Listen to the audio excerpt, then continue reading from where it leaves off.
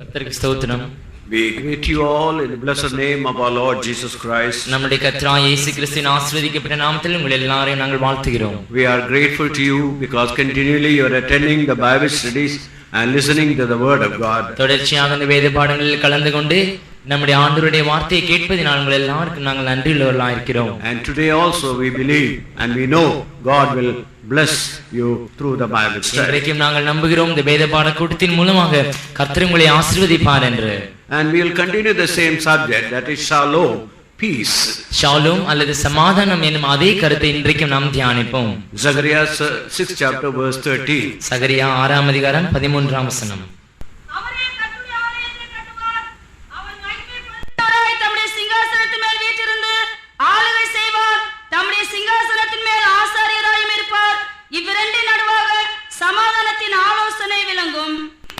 Glory, and shall sit and rule upon his throne, and he shall be peace upon his throne, and the counsel of peace shall be between the both.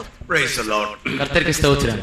Now God's arrangement or God's plan of peace has to be brought through two types of ministry. தேவனுடைய சமாதானத்திற்குரிய வழிமுறை அல்லது அந்த முறை இரண்டு விதமான ஊழியங்களால் கொண்டு வரப்பட வேண்டியது. One is through the priest, the other is through the king. முதலாவதாக அது ஆசாரியன் மூலமாக, மற்றொன்று ராஜாவின் மூலமாக. Today kings, political leaders are trying to bring the peace without the help of priests. இன்றைக்கு அரசியல் தலைவர்கள் ஆசாரியன் இல்லாமல் சமாதானத்தை கொண்டு வரும்படி பிரயாசிக்கிறார்கள். Or they don't want God, but with their own wisdom, with their own what they call knowledge, they want to bring peace to the world. அவர்களுக்கு தேவன் வேண்டியதில்லை, ஆனாலும் தங்களுடைய சொந்த திறமைகளினாலே தங்களுடைய தாளந்துகளினாலே உலகத்திற்கு சமாதானத்தை கொண்டு வரும்படி விரும்புகிறார்கள். You can never bring about true peace without God.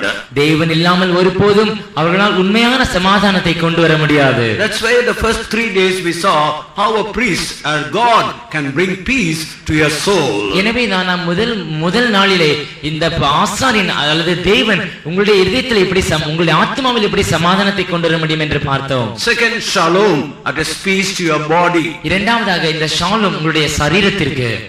Yesterday we saw shalom, peace to your inner spirit. நேற்றைக்கு இந்த ஷாலோம் உங்களுடைய உள்ளான ஆவிக்கு எவ்விதம் என்று பார்த்தோம்.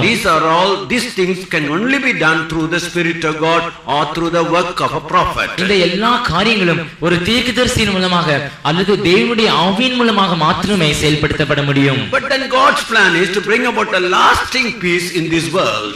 ஆனால் தேவனுடைய கடைசி நோக்கம் அல்லது திட்டம் இந்த உலகத்திலே சமாதானத்தை கொண்டு வர வேண்டும் என்பது. For that a role, a king has to be appointed, a king has to rule the world, then the whole world will come under a peace. அதற்காக ஒரு ராஜா இந்த உலகத்தை ஆட்சி செய்ய வேண்டும், அப்பொழுது சமாதானத்தை கொண்டு வர முடியும். So the king, the role of a priest and the role of a king. எனவே ஒரு ராஜாவினுடைய பகுதி, ஒரு ஆசாரியனுடைய பகுதி. That's why in 1 Peter 2nd chapter 9th verse Peter says you are called to be the royal priesthood. எனவே தான் 1 பேதுரு 2ஆம் அதிகாரம் 9ஆம் வசனத்தில் நாம் வாசிக்கும்போது ராஜரீகமான ஆசாரிய கூட்டம் என்று வாசிக்கிறோம். So now this biblical concept of the rule, எனவே வேதத்தினுடைய இந்த ஆளுகை குறித்த ஒரு கண்ணோட்டமானது it can be divided into two sets of kingdom. அது இரண்டு வித ராஜ்யங்களாக பிரிக்கப்பட முடியும். One is the millennial kingdom, முதலாவது 1000 வருட அரசாட்சி.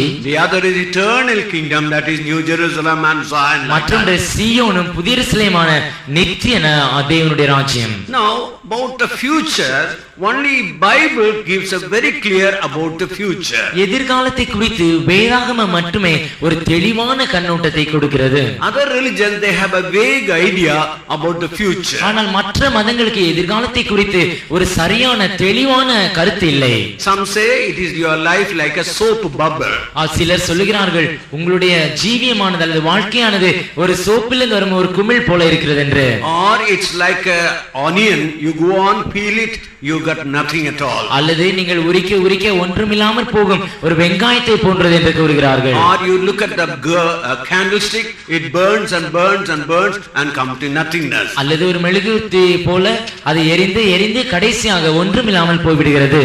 And there is another group who believe you take a stone and throw into the lake. மற்றொரு கூட்டத்தார் நம்புகிறார்கள் நீங்கள் ஒரு கல்லை எடுத்து அதை ஒரு ஏரியில் போடுங்கள், there is a small ring is formed. அப்பொழுது அந்த இதை சுற்றி சிறிய ஒரு வட்டம் உருவாகும். உருவாகிறது. And the ring become larger and larger. அந்த வட்டமானது பெரிதாகி கொண்டே செல்கிறது. And finally it gets immersed into the source. முடிவாக அது அந்த கரையிலே சென்று அடைந்து விடுகிறது. They say now you are born into the world. அவர்கள் சொல்லுகிறார்கள், இப்பொழுது நீங்கள் இந்த உலகத்தில் பிறந்திருக்கிறீர்கள். You have to take cycles of birth. ஆனால் நீங்கள் பல தொடர்ச்சியான சுழற்சிகளை இந்த வாழ்க்கையிலே நீங்கள் எடுக்க வேண்டும். After taking so many births you will get immersed into the Brahma. நீங்கள் பல பிறவிகளை அடைந்த பிறகு அந்த பிரம்மாவிலே போய் நீங்கள் அடங்க வேண்டும். There is a tribe called Bhils in Rajasthan. Peels என்னும் ஒரு பழங்குடியினர் ராஜஸ்தானில் இருக்கிறார்கள். One of the servant of God in North India went and worked among the Bhils. வட இந்தியாவிலே ஒரு தேவனுடைய ஊழியக்காரர் அந்த பீல்ஸ் என்னும் பழங்குடியினர் மத்தியிலே சென்று ஊழியம் செய்தார். And when he was working among the Bhils, அவர் அந்த பீல்ஸ் என்பவர்கள் மத்தியிலே ஊழியம் செய்து கொண்டிருந்த பொழுது he asked them, why you never stay in one place? அப்பொழுது அவர் அவரிடத்தில் கேட்டார், நீங்கள் ஏன் எப்போதும் ஒரே இடத்தில் தங்குவதில்லை? The government also tried to give them a place to stay, but they never stayed in one place. அரசாங்கமும் அவர்களுக்கு ஒரு இடத்தை கொடுக்க முயற்சி செய்தது, ஆனால் அவர்களோ அந்த ஒரே இடத்தில் தங்குவதில்லை. They said our chief, the one who was the real father of our tribe, அவர்கள் சொல்லுகிறார்கள், எங்களுடைய தலைவர் அல்லது எங்களுடைய பழங்குடி மக்களுக்கு தகப்பனாக உள்ள ஒருவர், he fought a battle and in the battle he was defeated. அவர் ஒரு யுத்தத்தை செய்தார், அந்த யுத்தத்திலே அவர் தோல்வியை சந்தித்தார். And he was almost about to die. Our மரிக்கும் தருவாயிலானார். And then he called all the our tribe people. அப்பொழுது அவர் எங்களுடைய எல்லா இனத்தை சேர்ந்த எங்களுடைய எல்லா மக்களையும் அழைத்து விதம் சொன்னார், as long as in this world you will never have a peace. நீங்கள் இந்த உலகத்தில் இருக்கும் நாள் வரைக்கும் ஒரு பொழுது உங்களுக்கு சமாதானம் கிடைக்க போவதில்லை. A son of God will come. ஆனால் தேவகுமாரன் வருவார். And he will come and bear our sins in his body. அவர் வந்து நம்முடைய பாவங்களை தம்முடைய சரீரத்தின் மேல் சுமப்பார். And he alone will bring a kingdom or a rest that will be forever and ever. அவர் மாத்திரமே ஒரு சமாதானமுள்ள ராஜ்யம், என்றைக்குமாக சமாதானம் இருக்கக்கூடிய ஒரு ராஜ்யத்தை கொண்டு வருவார்.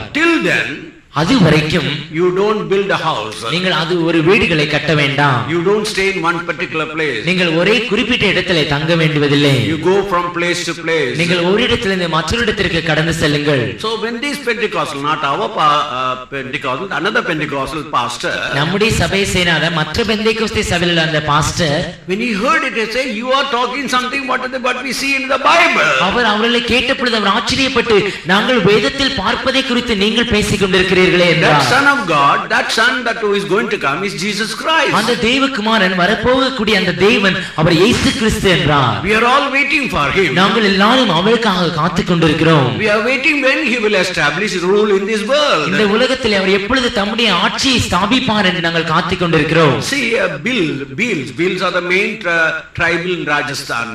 பீல்ஸ் என்னும் இந்த பழங்குடியினரை பாருங்கள், ராஜஸ்தானிலே பெரும்பகுதியாக உள்ள பழங்குடியினர் இவர்களே. See what the hope they have. அவர்களுக்கு இருக்கும் நம்பிக்கை என்னவென்று பாருங்கள். And the same way Paul says in 1 Corinthians 15 chapter verse 36. அதேபோல பவுலும் 1 கொரிந்தியர் 15 அதிகாரம் 36 வசனத்திலே விதம் சொல்கிறார், புத்தியினாலே நீ விதைக்கிற விதை செத்தவனே உயிர்க்க மாட்டாது. Thou fool, that which thou sowest is not quickened except it die. Now I told you, others they have very vague idea about the life after death. நான் உங்களுக்கு சொன்னேன், மற்றவர்களுக்கு மரணத்தை குறித்த வாழ்க்கையை குறித்த ஒரு தெளிவான கருத்து என்பது இல்லை. But Paul gives a very simple illustration. Take a seed, you sow it into the ground, it dies. ஆனால் பவுல் மிகவும் ஒரு சாதாரணமான ஒரு உதாரணத்தை கொடுக்கிறார். நீங்கள் ஒரு விதையை எடுத்து அதை விதைக்கிறீர்கள், and then it dies. அது மரிக்கிறது விதைத்த பிறகு. But it shoots out a new plant. ஆனால் அது ஒரு புதிய செடியாக உயிர் பெறுகிறது. So that shows even if you die, and if you die without any germ or any sin in your life, எனவே நீங்கள் மரித்தாலும் உங்களிடத்தில் எந்த ஒரு பாவமும் இல்லாமல் நீங்கள் மரிப்பீர்கள் என்றால், then you will definitely have a new life, a resurrected life. எனவே நிச்சயமாக உங்களுக்கு ஒரு புதிய வாழ்க்கை அல்லது ஒரு உயிர்த்தெழுதலின் வாழ்க்கை உங்களுக்கு உண்டு.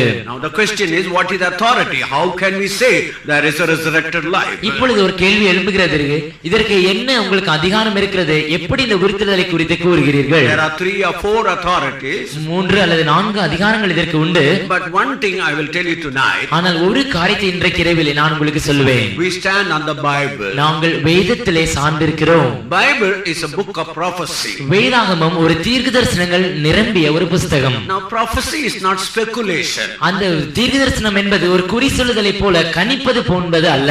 Take for instance, take 10 marbles. உதாரணத்திற்கு நீங்கள் ஒரு 10 கூழாங்கற்களை எடுத்துக்கொள்ளுங்கள். And mark one marble with a red ink. அதிலே ஒரு கல்லை நீங்கள் ஒரு சிவப்பு மையினால் அடையாளம் தீட்டுங்கள். And put all the 10 marbles in your pocket. அந்த 10 கற்களை உங்களுடைய பாக்கெட்டிலே நீங்கள் போட்டு வையுங்கள். You try to take that marble which you marked red. நீங்கள் அந்த அடையாளம் சிவப்பு மையினால் அடையாளம் செய்த அந்த கல்லை எடுக்க பிரயாசப்படுங்கள். The first attempt you will never get it. முதலாவது படியிலே நீங்கள் அதை எடுக்க முடியாது. Sometimes second attempt. சில வேளை இரண்டாவது தடவை எடுக்கலாம். Sometimes third or fourth, like that. There is 1 in a 10.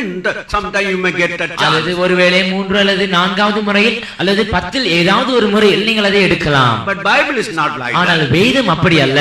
Read 2 Peter 1st chapter verse 21. இரண்டாம் பேதுரு 1ஆம் அதிகாரம் 21ஆம் வசனத்தை வாசிப்போம். தீர்க்கதரிசனமானது ஒரு காலத்திலும் மனுஷனுடைய சித்தத்தினாலே உண்டாகவில்லை. தேவனுடைய பரிசுத்த மனுஷர்கள் பரிசுத்த ஆவியினாலே ஏவப்பட்டு பேசினார்கள். For the prophecy came not in old time by the will of man, but holy men of God spake us. They were moved by the Holy Ghost. Holy men of God, when they were moved by the Holy Spirit, they gave and uttered this Bible. தேவனுடைய பரிசுத்த மனுஷர்கள் பரிசுத்த ஆவியினால் ஏவப்பட்ட பொழுது இந்த வேதத்தை எழுதினார்கள். In France there was a great atheist called Voltaire. பிரான்சிலே வால்டேர் எனக்கூடிய ஒரு நாஸ்திகன் இருந்தான். He was so much against Bible. He said within 100 years there won't be any copy of the Bible in the whole world. அவன் வேதாகமத்திற்கு அவ்வளவு முற்றிலும் எதிர்க்கிறவனாக இருந்தான். அவன் இவ்விதம் கூறினான், இன்னும் 100 ஆண்டுகளுக்குள் இந்த வேதத்தின் ஒரு பிரதி கூட இல்லாமற் போகும் என்று. But he died. ஆனால் அவன் மரித்தான். But now the Bible Society of France is in his own house. ஆனால் இப்பொழுது பிரான்சினுடைய வேதாகம சங்கம் அவனுடைய வீட்டிலே நடைபெறுகிறது. You can never destroy the Bible. நீங்கள் வேதத்தை ஒருபோதும் அழிக்க முடியாது. People even in India try to bring certain modification in the Bible. இந்தியாவில் உள்ள சில ஜனங்களும் வேதத்திற்கு சில மாறுதல்களை கொண்டு வர முயற்சித்தார்கள். God will never allow them. ஆனால் தேவன் ஒருபோதும் அவர்களை அனுமதிக்க மாட்டார். Now recently they found out some scrolls from the Dead Sea.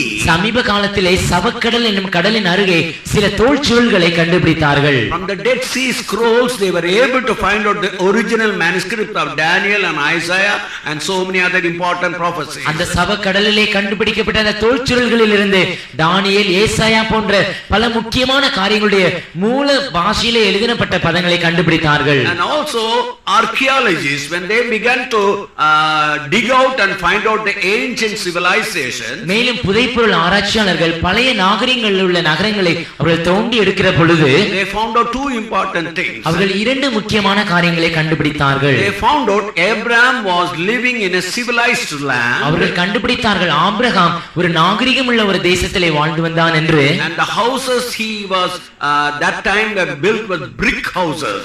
அந்த காலத்திலே அவன் தங்கியிருந்த வீடுகள் எல்லாம் செங்கல்களினால் கட்டப்பட்ட வீடுகளாக இருந்தது. Generally we think early people, ancient people lived on tents or பொதுவாக நாம் நினைக்கிறோம் பழங்காலத்தில் இருந்த ஜனங்கள் ஒன்று கூடாரங்களில் ஜீவித்திருப்பார்கள் அல்லது களிமண்ணால் மண்ணால் செய்யப்பட்ட வீடுகளில் ஜீவித்திருப்பார்கள் என்று. In Mesopotamia they built houses with bricks. ஆனால் அது அப்படி அல்ல.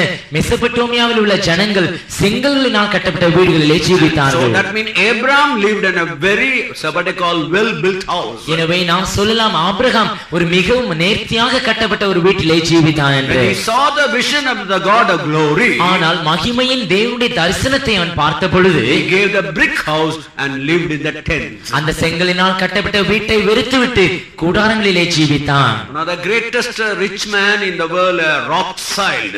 ராக்சைல்ட் என்னும் உலகத்திலே மிகவும் ஒரு ஐஸ்வர்யமான ஒரு மனுஷன். He used to give loans to the government. அவன் அரசாங்கத்திற்கு கடன்களை கொடுக்கக்கூடியவனாக இருந்தான். He built a great building for himself. அவன் தனக்கென்று ஒரு பெரிய கட்டடத்தை கட்டிக்கொண்டான். But one portion of the house he did not complete it. ஆனால் ஒரு பகுதி அந்த கட்டடத்தில் அவன் முழுமையாக பூர்த்தி செய்யவில்லை. They said, you have built such a big house, why didn't you complete the house? அப்பொழுது அவனிடத்தில் கேட்டார்கள், நீங்கள் இவ்வளவு ஒரு பிரம்மாண்டமான கட்டடத்தை கட்டியிருக்கிறீர்கள், ஆனால் ஏன் அதனுடைய மற்றொரு பகுதியை முடிக்கவில்லை என்று. I am only a stranger in this world. அவன் சொன்னான், இந்த உலகத்திலே நான் ஒரு அந்நியனை போல இருக்கிறேன். I am only a traveler. நான் இந்த உலகத்திலே ஒரு வழிபோக்கனை போல இருக்கிறேன். Just God blessed me, that's why I built a house. தேவன் என்னை ஆசீர்வதித்திருக்கிறார், எனவே நான் இந்த வீட்டை கட்டி இருக்கிறேன். But I am not looking for this house. ஆனால் இந்த வீட்டை குறித்து நான் எதிர்பார்ப்பதில்லை. I am looking for a house from heaven. ஆனால் பரலோகத்தில் உள்ள ஒரு வீட்டிற்காக நான் எதிர்பார்த்து கொண்டிருக்கிறேன். That's why I leave it incomplete. எனவே நான் ஒரு பூர்த்தி செய்யப்படாத வீட்டிலே நான் குடியிருக்கிறேன். See,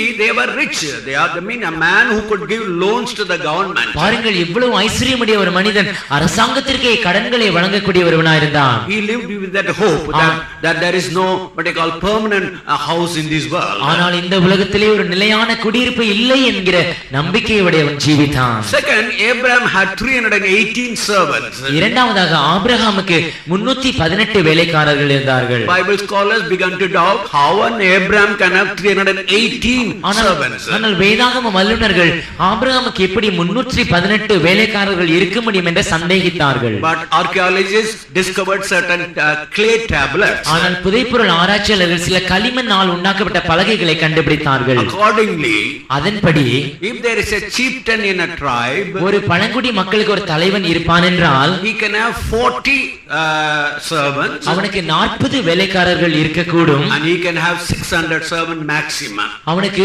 அதிகபட்சமாக 600 வேலைக்காரர்களை அவன் வைத்துக் கொள்ளலாம். So Abraham was in the middle, 318. எனவே ஆபிரகாம் இதற்கு நடுவிலே 318 வேலைக்காரர்களை வைத்திருந்தான். Now they are very much convinced of the story of Abraham is not a so what they call fable, it's a fact. இப்பொழுது அவர்கள் ஆபிரகாமுடைய காரியம் ஒரு கட்டுக்கதை அல்ல, அது மாறாக ஒரு உண்மை என்று அவர்கள் அறிந்திருக்கிறார்கள். Now kindly read Job 26 verse 7. இப்பொழுது யோபு 26ஆம் அதிகாரம் 7ஆம் வசனத்தை வாசியுங்கள்.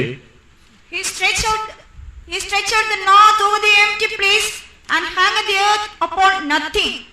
அவர் உத்தர மண்டலத்தை வெட்டவெளியிலே விரித்து பூமியை அந்தரத்திலே தொங்க வைக்கிறார். But in the early days people thought earth was surface.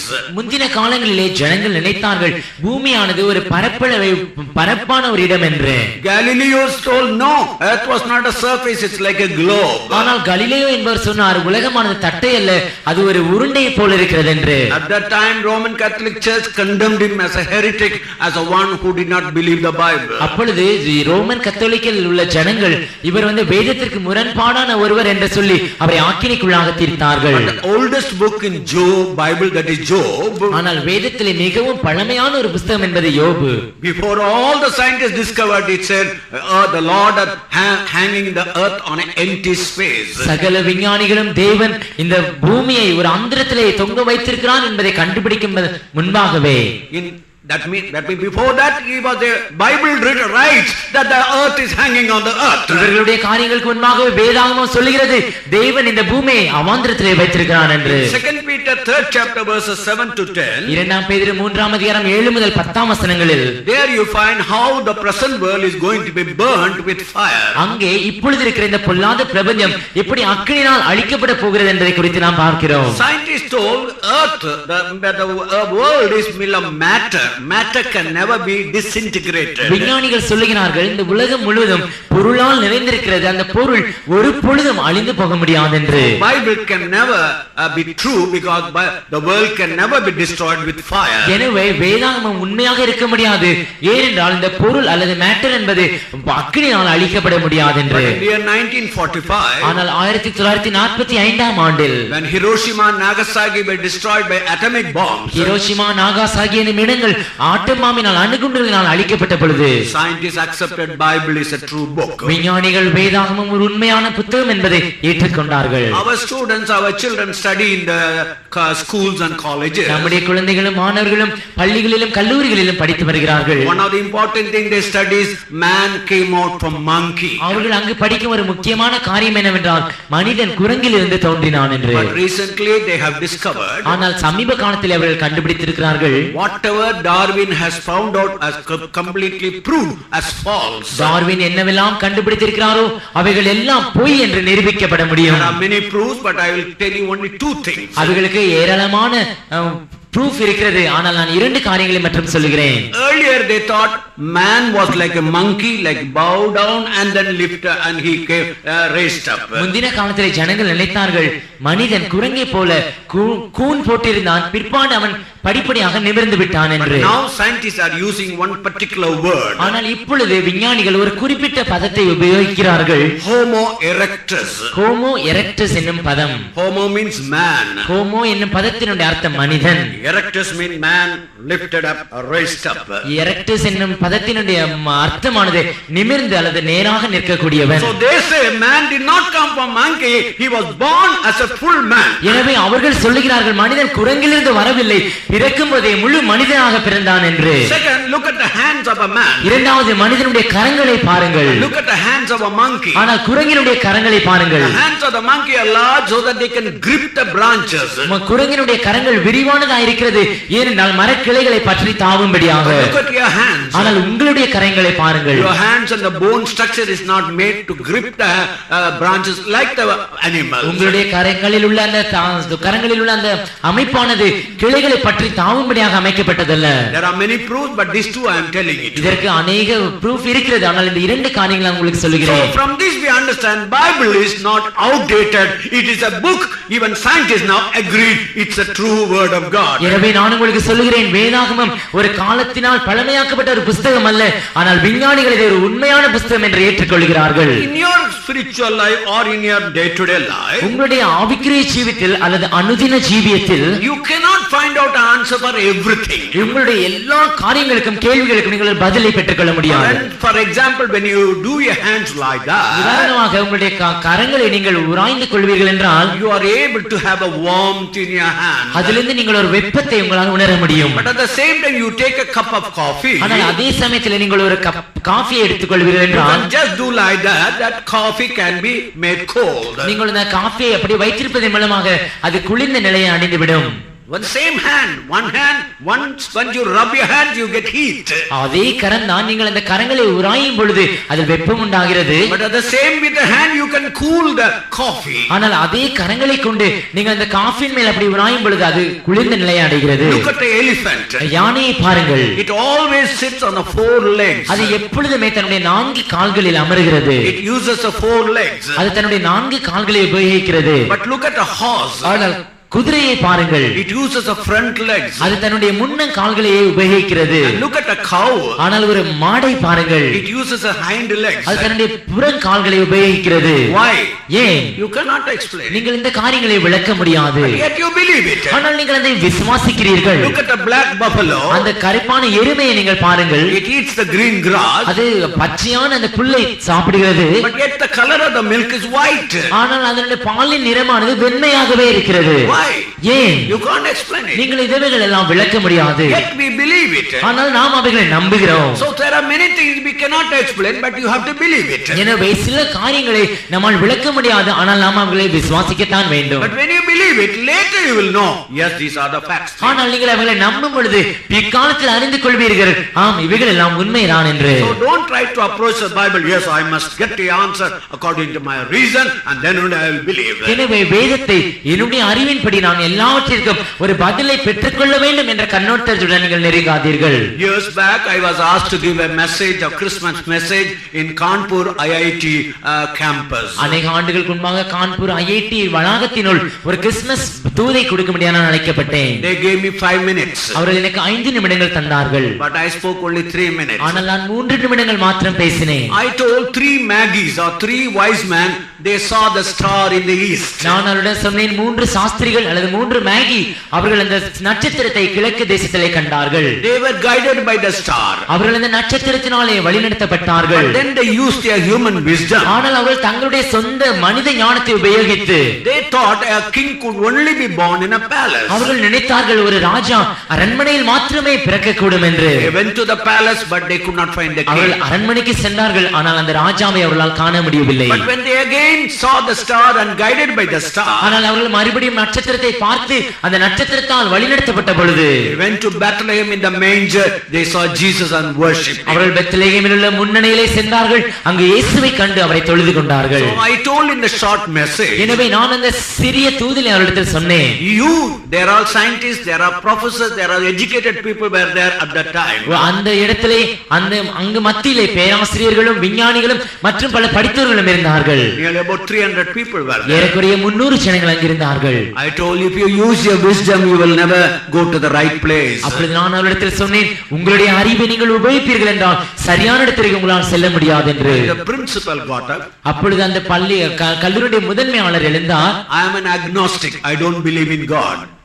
Agnostic, I don't believe in நான் God. ஒரு நாஸ்திகன், நான் தேவனை விசுவாசிப்பதில்லை என்றார். But today, ஆனால் இன்றைக்கு in this short message, இந்த சிறிய பிரசங்கத்தின் மூலமாக I understood by my wisdom I can never know God. நான் புரிந்து கொண்டேன், என்னுடைய சொந்த ஞானத்தினாலே நான் தேவனை புரிந்து கொள்ள முடியாது So என்று. dear brother, dear sister, through our wisdom we can never understand these things. எனவே அருமையான சகோதரனே சகோதரியே, நம்முடைய சொந்த ஞானத்தினாலே இந்த காரியங்களை குறித்து நாம் அறிந்து கொள்ள But முடியாது. through the Spirit of God, ஆனால் தேவனுடைய ஆவியின் மூலமாக, through the revelation, அந்த வெளிப்படுத்தலின் மூலமாக we can understand things that are going to we are going to enjoy. நாம் இனிமேல் அனுபவிக்க போகக்கூடிய காரியங்களை குறித்து நாம் புரிந்து கொள்ள முடியும். Now this will be in 2 stages. ஆனால் இந்த காரியம் 2 நிலைகளிலே இருக்கிறது. In Revelation chapter 20 verses 5 and 6, வெளிப்படுத்தல் சுவிசேஷம் வெளிப்படுத்தல் 20ஆம் அதிகாரம் 5 6 வசனங்களில், மரணமடைந்த மற்றவர்கள் அந்த 1000 வருஷம் முடியும் மனவும் உயிரடையவில்லை.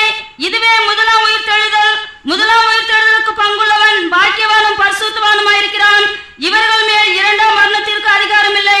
இவர்கள் தேவனுக்கும் கிறிஸ்துவுக்கும் முன்பாக ஆசாரியராயிருந்து அவரோட கூட 1000 வருஷம் அரசாளுவார்கள். But the rest of the dead live not again until the 1000 years were finished. This is the first resurrection. Blessed and holy is he that hath part in the first resurrection. On such the second death hath no power, but they shall be priests of God and of Christ, and shall reign with him 1000 years. see again we see the dual role. மறுபடியுமாக இங்கே இந்த 2 வித பகுதிகளை குறித்து நாம் பார்க்கிறோம். They will be priests of God and they will be rulers. அவர்கள் இருப்பார்கள், அவர்கள் ஆட்சி செய்கிறவர்களுமாயிருப்பார்கள். In this world God is going to establish a kingdom called millennial kingdom. இந்த உலகத்திலே ஆயிரவருட அரசாட்சியும் அழைக்கப்படும் ஒரு ராஜ்யத்தை, ஒரு ஆட்சியை தேவன் ஸ்தாபிக்க போகிறார். In Zechariah 14 chapter 9th verse, சகரியா 14ஆம் அதிகாரம் 9ஆம் வசனத்தில், And the Lord shall be king over all the earth. In that day shall there be not one Lord, and his name one. அப்பொழுது கர்த்தர் பூமியின் மீதெங்கும் ராஜாவாயிருப்பார். அந்நாளில் ஒரே கர்த்தர் இருப்பார்.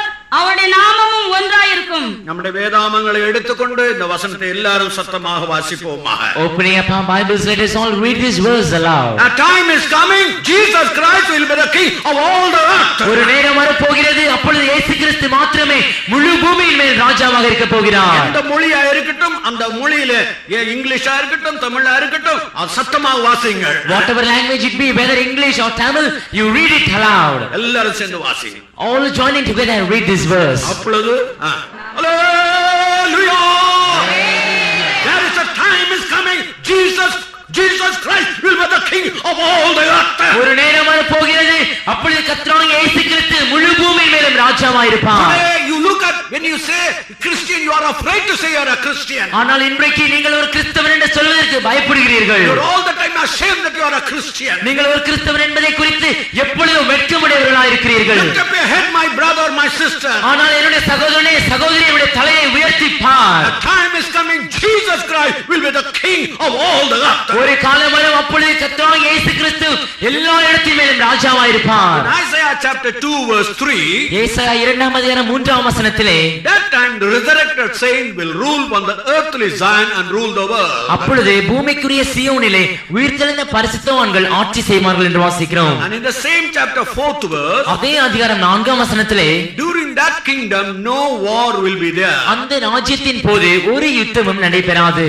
People will learn no more war, there will be peace. ஜனங்கள் பிற்பாடு ஒருபோதும் யுத்தத்தை பழக மாட்டார்கள், அவர்கள் சமாதானமாயிருப்பார்கள். In Isaiah chapter 11 verses 6 and 7, ஏசாயா 11ஆம் அதிகாரம் 6 7ஆம் வசனங்களில், that time even animals will learn to live together with peace. அந்த சமயத்திலே விலங்குகளும் கூட தங்களுக்குள்ளே சமாதானமாக இருக்க பழகிக் கொள்ளும். That experience even many saints of God experience even now. அப்படிப்பட்ட ஒரு சூழ்நிலையை இப்பொழுதும் கூட அநேக பரிசுத்தவான்கள் அனுபவிக்கிறார்கள். There was a great saint called Francis of Assisi. Francis of Assisi என்று சொல்லக்கூடிய ஒரு பெரிய பரிசுத்தவான் இருந்தார். One day villagers came and complained unto him. ஒரு நாள் கிராமத்தில் உள்ள ஜனங்கள் அவரிடத்தில் வந்து ஒரு கம்ப்ளைண்ட் சொன்னார்கள். ஐயா, எங்களுடைய கிராமத்தில் உள்ள எல்லா பிள்ளைகளையும் ஓநாய் வந்து கொண்டு தின்னு போடுகிறது. Oh master, all the children in our village, they are eaten up by the wolves in the forest. And he told, no, I will go and meet the wolf. அப்பொழுது அவர் அவரிடத்தில் சொன்னார், நான் போய் அந்த ஓநாயை சந்திப்பேன். Oh, don't go. Wolf is a very ferocious animal. ஐயோ, நீங்கள் போக வேண்டாம், அந்த ஓநாயானது பட்சிக்கிற ஒரு மிருகமாக இருக்கிறது. He went into the jungle. அவர் அந்த காட்டின் உள்ளே போனார். The wolf came running to against him. அந்த ஓநாய் அவரை நோக்கி எதிர்த்து ஓடி வந்தது. He said, brother wolf, don't make such noise. அப்பொழுது அவர் அந்த ஓநாயை பார்த்து சொன்னார், சகோதரனாகிய ஓநாயே, இப்படிப்பட்ட ஒரு சத்தத்தை உண்டாக்காதே. You want food. உனக்கு தேவை ஆகாரம். I will tell the village people to give you daily food. நான் இந்த கிராமத்தில் உள்ளவர்களை பார்த்து சொல்லுவேன், உனக்கு தினம் தினம் ஆகாரம் தரும்படியாக. Come now. ஆனால் இப்பொழுது நீ வா. He took the wolf and went around village. அவர் அந்த ஓநாயை அழைத்துக் கொண்டு அந்த கிராமத்தை சுற்றிலும் அழைத்துக் கொண்டு சென்றார். Before every house he will stand with the wolf. ஒவ்வொரு வீட்டிற்கு முன்பாக அந்த ஓநாயுடன் அவர் நிற்பார். Brother wolf has come. அவர் சொல்வார், சகோதரனாகிய ஓநாய் வந்திருக்கிறது. He has done a wrong thing. அவன் ஒரு தவறான காரியத்தை செய்திருக்கிறான். He is feeling very sorry. அவன் தன்னுடைய காரியத்துக்காக மிகவும் மனஸ்தாபப்படுகிறான். Daily you can give one house must give food to him. ஆனால் ஒவ்வொரு நாளும் ஒவ்வொரு வீட்டிலும் இருந்து அவனுக்கு நீங்கள் ஆகாரத்தை கொடுக்க வேண்டும். See, a wolf can be a friend to man. பாருங்கள், ஒரு ஓநாய் கூட மனிதனுக்கு ஒரு நண்பனாக இருக்கக்கூடும். But in the millennial kingdom it will be practically, you can see, all the animals will live in peace. ஆனால் ஆயுதவரத அரசாட்சியிலே நம்முடைய செயல்முறையிலே எல்லா விலங்குகளும் விவிதம் சமாதானமாக இருப்பதை நாம் காண முடியும். That kingdom is a kingdom of peace even between man and animals. அந்த ராஜ்யம் மனிதனுக்கும் விலங்குகளுக்கும் கூட ஒரு சமாதானமுடைய ஒரு ராஜ்யமாக இருக்கும். In Isaiah 55 verse 12, ஏசாயா 55ஆம் அதிகாரம் 12ஆம் வசனத்தில், during that millennial period, அந்த ஆயுதவரத அரசாட்சியின் போது even the trees will clap their hands.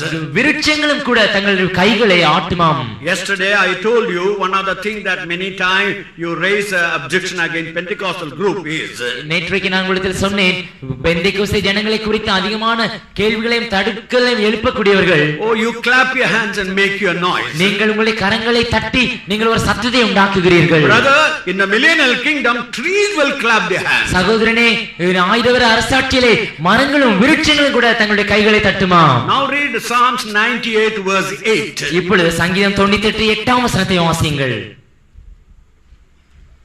கர்த்தருக்கு முன்பாக ஆறுகள் கைகொட்டி பர்வதங்கள் ஏகமாய் கம்பீரித்து பாட கடவது. Let the floods clap the hands, let the hills be joyful together. See, not only the trees, even the floods, even the rivers will clap their hands. விருட்சங்கள் மாத்திரமல்ல, வெள்ளமும் ஆறுகளும் கூட தங்களுடைய கரங்களை தட்டும். Read Psalms 114 4 to 6. 114ஆம் சங்கீதம் 4 முதல் 6ஆம் வசனம் வரை வாசிப்போம். மலைகள் ஆட்டுக்கடாக்களைப் போலவும் குன்றுகள் ஆட்டுக்குட்டிகளைப் போலவும் துள்ளினது.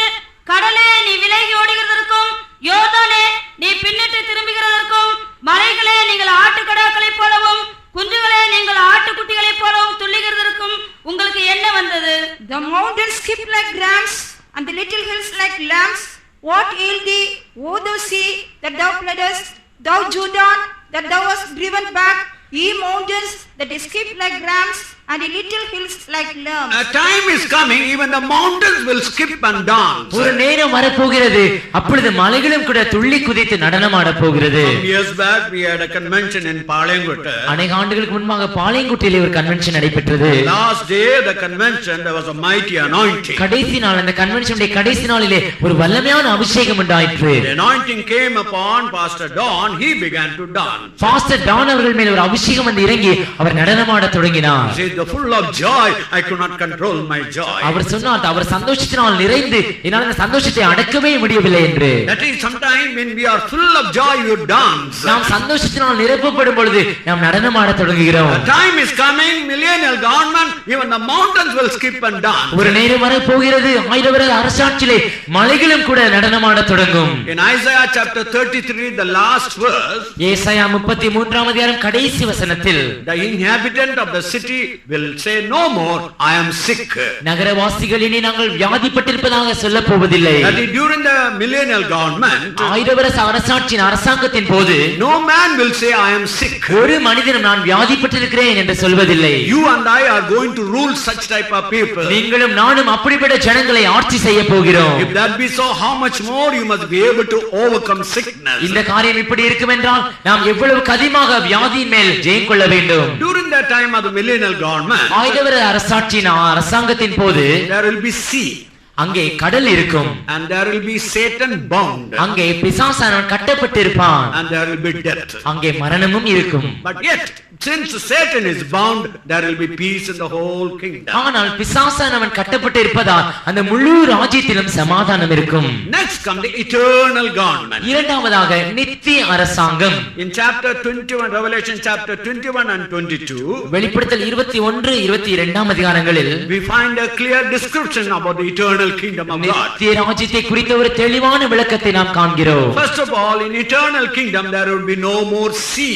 முதலாவதாக நித்திய ராஜ்யத்திலே சமுத்திரம் இல்லாமற் போகும். In millennium there will be sea. ஆனால் ஆயிரவர அரசாட்சியின் போது சமுத்திரம் இருக்கும். But in eternal kingdom there will be no more sea. ஆனால் நித்திய ராஜ்யத்திலே சமுத்திரம் இருக்காது.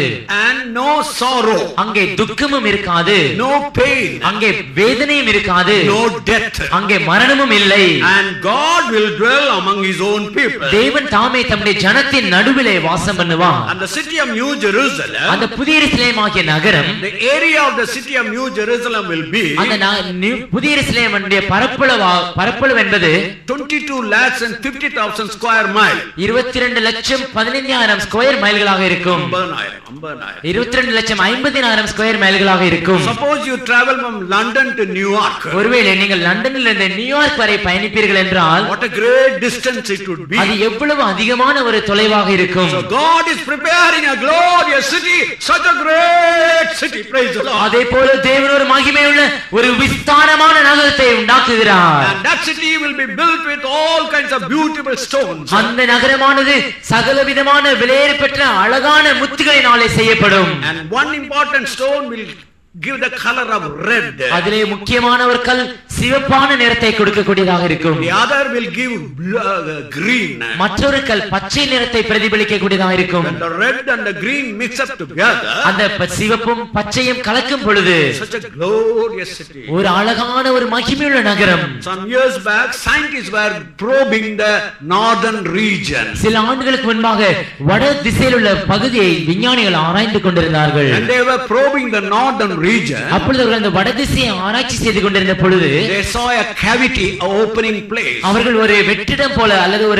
ஒரு சிறிய குண்டு போல கண்டார்கள். And in that cavity they saw glorious light which they could not explain it by human words. அந்த குவிந்த பகுதியிலே மனிதனுடைய வார்த்தைகளால் விவரிக்கவே முடியாத ஒரு வெளிச்சத்தை கண்டார்கள். They declared it, but they could not understand it was the glory of the Zion. அவர்கள் அதை வெளிப்படுத்தினார்கள், ஆனால் அது சியோனின் மகிமை என்று அவர்களால் அறிந்து கொள்ள முடியவில்லை. Brother, sister, whatever the Bible is recorded, now scientists are confirmed. சகோதரனே சகோதரியே, வேதாகமம் எதையெல்லாம் எழுதியிருக்கிறதோ அதையெல்லாம் இப்பொழுது விஞ்ஞானிகள் அங்கீகரித்துக் கொள்கிறார்கள். In the city of Jerusalem, no sun, no moon. புதிய எருசலேமிலே சூரியனும் இல்லை சந்திரனும் இல்லை. No night. அங்கே இரவும் இல்லை. And no temple. அங்கே ஆலயமும் இல்லை. The Lamb and God will be our light and temple. ஆட்டுக்குட்டியானவரும் தேவனுமே அதற்கு விளக்கும் அதன் ஆலயமாயிருப்பார். In that city, அந்த நகரத்திலே according to Revelation 14 chapter, வெளிப்படுத்தல் 14 அதிகாரத்தின்படி verses 1 to 4, 1 முதல் 4 வசனங்கள் வரை you will find a mount called Mount Zion. அங்கே சீயோன் மலை எனப்படும் ஒரு மலையை காண்பீர்கள். On the top of the mountain, அந்த மலையின் உச்சியிலே a small little lamb is standing. ஒரு சிறிய ஒரு ஆட்டுக்குட்டியானது நின்று கொண்டிருக்கிறது. That is Jesus Christ. அந்த ஆட்டுக்குட்டி தான் கர்த்தராகிய இயேசு கிறிஸ்து. Since he is a little lamb, அவர் ஒரு சிறிய ஆட்டுக்குட்டியாக இருப்பதினால் all the 144,000 was standing with him also little lambs. அவருடைய நிற்கக்கூடிய அந்த 1,44,000 பேர்களும் சிறியவர்கள் தான். Not big people. அவர்கள் பெரியவர்கள் அல்ல. They are the little, that means they are those humble. அவர்கள் மிகவும் சிறியவர்கள், மிகவும் தாழ்மையானவர்கள். They had the name. They were only dedicated to do the will of the Father. அவர்களுக்கு ஒரு நாமம் இருக்கிறது. பிதாவினுடைய பிரதிஷ்டை செய்யப்பட்ட அந்த சித்தத்தை மாத்திரம் செய்தவர்கள். They belong to God. அவர்கள் தேவனுக்கு உரிமையானவர்கள். They were absolutely pure. அவர்கள் முற்றிலும் சுத்தமாயிருக்கிறார்கள். Wherever the lamb went, they went. ஆட்டுக்குட்டியானவர் எங்கே சென்றாலும் அங்கே அவரை பின்பற்றினார்கள். And in their mouth there was no guile. அவருடைய வாயிலே கபடம் காணப்படவில்லை. And they will see the Father face to face. அவர்களுடைய பிதாவின் முகத்தை முகமுகமாக தரிசிப்பார்கள். So I gave in short a sketch, what they call a sketch of millennium and the eternal government. I gave a sketch. எனவே நான் உங்களுக்கு இந்த நித்தியத்தை குறித்தும் ஆயிரவர அரசாட்சி குறித்தும் ஒரு சிறிய விளக்கத்தை தந்தேன். That's all, a sketch only. அவ்வளவுதான், ஒரு சிறிய விளக்கம். Now we'll come to the practical question. ஆனால் இப்பொழுது நாம் ஒரு செயல்முறையில் உள்ள ஒரு கேள்விக்கு வருவோம். Who will go to that place? யார் அந்த இடத்திற்கு செல்வார்கள்? Before we answer that question, நாம் அந்த கேள்விக்கு பதிலளிக்கும் முன்பாக we will put another question. மற்றொரு கேள்வி நாங்கள் கேட்போம். Who to that place? யார் அந்த இடத்திற்கு செல்ல முடியாது? Now read Galatians 5th chapter 19 and 20. இப்பொழுது கலாத்தியர் 5ஆம் அதிகாரம் 19ஆம் 20ஆம் வசனங்களை வாசிப்போம். மாம்சத்தின் கிரியைகள் வெளியரங்கமாயிருக்கின்றன. அவை யாவன: விபச்சாரம், வேசித்தனம், அசுத்தம், காமவிகாரம், விக்கிரகாராதனை, பில்லிசூனியம், பகைகள், விரோதங்கள், வைராக்கியங்கள், கோபங்கள், சண்டைகள், பிரிவினைகள், மார்க்கபேதங்கள், பொறாமைகள், கொலைகள், வெறிகள், களியாட்டுகள் முதலானவைகளே. இப்படிப்பட்டவைகளை செய்கிறவர்கள் தேவனுடைய ராஜ்யத்தை சுதந்தரிப்பதில்லை என்று முன்னே நான் சொன்னது போல இப்பொழுது உங்களுக்கு சொல்லுகிறேன். Now the works of the flesh are manifest, which are these: adultery, fornication, uncleanness, lasciviousness, idolatry, witchcraft, hatred, variance, emulations, wrath, strife, seditions, heresies, envyings, murders, drunkenness, revelings, and such like, of the which I tell you before, as I have told you in time past, that they which do such things shall not inherit the kingdom of God. Those who are doing this such thing can never inherit the kingdom of God. இப்படிப்பட்ட காரியங்களை செய்கிறவர்கள் ஒருபோதும் தேவனுடைய ராஜ்யத்தை சுதந்தரித்துக் கொள்வதில்லை. You may be a Christian or you may belong to any religion. ஒருவேளை நீங்கள் கிறிஸ்தவனாக இருக்கலாம் அல்லது வேறு எந்த மதத்தை சார்ந்தவர்களாகவும் இருக்கலாம். If you are a person living this type of life, ஆனால் இப்படிப்பட்ட ஒரு ஜீவித்தை நீங்கள் செய்து கொண்டிருப்பீர்கள் என்றால், especially if you indulge in witchcraft, doing sorcery and bringing harm to other people, அதிலும் குறிப்பாக நீங்கள் பில்லி சூனியம் மந்திரம் செய்து மற்றவர்களுக்கு தீமையை உண்டாக்குவீர்கள் என்றால், you may for a time you may get succeed, ஒரு சில காலத்திற்கு நீங்கள் ஜெயத்தை பெறலாம். but a time will come you yourself will be punished in the world, ஆனால் ஒரு சமயம் வரும் இந்த உலகத்திலேயே நீங்கள் தண்டிக்கப்படுவீர்கள், and you will never be able to enter the kingdom of God. தேவனுடைய ராஜ்யத்தை நீங்கள் ஒருபோதும் சுதந்தரிப்பதில்லை. தமிழ்ல மாத்திரம் முதலாம் கொரிந்தியர் 6ஆம் அதிகாரம் 9ஆம் வசனத்தை வாசிங்க. Read only in Tamil 1 Corinthians chapter 6 verse 9. அநியாயக்காரர் தேவனுடைய ராஜ்யத்தை சுதந்தரிப்பதில்லை என்று அறியீர்களா? வஞ்சிக்கப்படாதிருங்கள். பேசி மார்க்கத்தாரும், விக்கிரகாராதனைக்காரரும், விபச்சாரக்காரரும், சுயமுணர்ச்சிக்காரரும், ஆண்புணர்ச்சிக்காரரும், திருடரும், பொருளாசைக்காரரும், வெறியரும், உதாசீனரும், கொள்ளைக்காரரும் தேவனுடைய ராஜ்யத்தை சுதந்தரிப்பதில்லை. ரோமர் 1ஆம் அதிகாரம் 29 31ஆம் வசனம் வரை. Let's read Romans chapter 1 verse 29 to 31. அவர்கள் சகலவித அநியாயத்தினாலும், வேசித்தனத்தினாலும், துரோகத்தினாலும், பொருளாசையினாலும், குரோதத்தினாலும் நிறையப்பட்டு, பொறாமையினாலும், கொலையினாலும், வாக்குவாதத்தினாலும், வஞ்சகத்தினாலும், வன்மத்தினாலும் நிறைந்தவர்களுமாய், புறம் கூறுகிறவர்களுமாய், அவதூறு பண்ணுகிறவர்களுமாய், தேவ பயங்கருமாய், துரோகிதம் பண்ணுகிறவர்களுமாய், அகந்தை உள்ளவர்களுமாய், வீம்புக்காரருமாய், பொல்லாதவைகளை யோசித்து பிணைக்கிறவர்களுமாய், பெற்றோருக்கு கீழ்ப்படியாதவர்களுமாய், உணர்வில்லாதவர்களுமாய், உடன்படிக்கைகளை மீறுகிறவர்களுமாய், சுபாவன்பில்லாதவர்களுமாய், இணங்காதவர்களுமாய், இரக்கமில்லாதவர்களுமாய் இருக்கிறார்கள். இப்படிப்பட்டவைகளை செய்கிறவர்கள் மரணத்திற்கு பாத்திரராய் இருக்கிறார்கள் என்று தேவன் தீர்மானித்த நீதியான தீர்ப்பை அவர்கள் அறிந்திருந்தும் அவைகளை தாங்களே செய்கிறதும் அல்லாமல் அவைகளை செய்கிற மற்றவர்களிடத்தில் பிரியப்படுகிறவர்களுமாய் இருக்கிறார்கள். How can people who do such things can think of entering the kingdom of God? இப்படிப்பட்ட காரியங்களை செய்கிற ஜனங்கள் எப்படி தான் தேவனுடைய ராஜ்யத்திற்குள் பிரவேசிக்க முடியும்? We are not saying that we alone will go to the kingdom of God. நாங்கள் மாத்திரம் தேவனுடைய ராஜ்யத்திற்குள் பிரவேசிக்கிறோம் என்று நாங்கள் உங்களுக்கு சொல்வதில்லை. But we are telling you the standard by which you can prepare yourself to that eternal kingdom. ஆனால் அந்த நித்திய ராஜ்யத்திற்குள் நீங்கள் உங்களை பிரவேசித்துக் கொள்வதற்கு ஒரு அளவை உங்களுக்கு கூறுகிறோம். As long as you live a life of sin, no one can even think of entering into that kingdom. நீங்கள் ஒரு பாவ ஜீவிதத்தை செய்யும் நாள் வரைக்கும் உங்களில் ஒருவரும் அந்த ராஜ்யத்தை குறித்து நினைக்கவே முடியாது. Hebrews 6 chapter verses 4 to 6. எபிரேயர் 6ஆம் அதிகாரம் 4 முதல் 6ஆம் வசனம் வரை.